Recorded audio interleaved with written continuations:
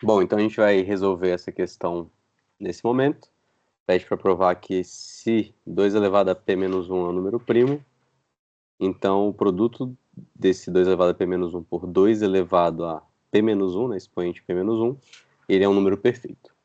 Então, o que a gente vai precisar fazer nessa questão é o seguinte. Então, se a gente chamar de n esse número 2 elevado a p menos 1 vezes 2 elevado a p, tudo isso menos 1, a gente tem que provar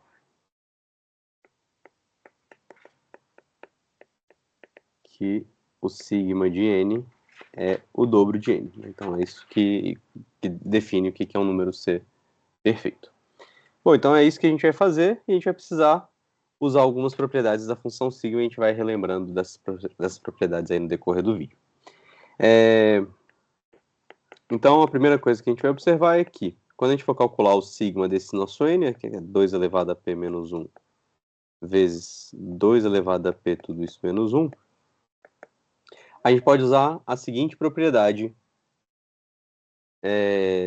dessa função sigma. Então, se a gente for parar para pensar, esse número aqui é uma potência de 2, esse aqui é um número ímpar, e em particular esse aqui é um número primo, né? Então, a gente sabe, por exemplo, que esses dois caras aqui são primos entre si, usando a propriedade multiplicativa da função sigma quando os caras são coprimos. Isso aqui vai virar sigma de 2 elevado a p menos 1, vezes a sigma de 2 elevado a p, tudo isso, menos 1. E aqui a gente tem que usar mais duas propriedades da função sigma. Afinal de contas, aqui eu estou calculando sigma de uma potência de 2, e aqui eu estou calculando sigma de um primo. O enunciado fala que esse número aqui é primo.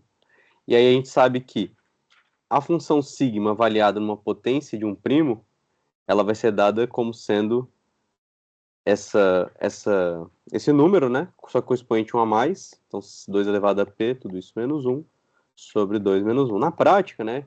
Essa fórmula para potências de primo surge exatamente da soma de uma progressão geométrica. Afinal de contas, os divisores de p elevado a k são 1p ao quadrado até p elevado a k. Então, na prática, tem que somar de 1 até p elevado a k, usa a soma da pg, e a gente chega na fórmula. Vezes, e aqui a gente tem sigma de um primo, né? Só que quando o número é primo, os únicos divisores dele são 1 e o próprio número. Então, esse cara aqui vai ser o número primo mais 1.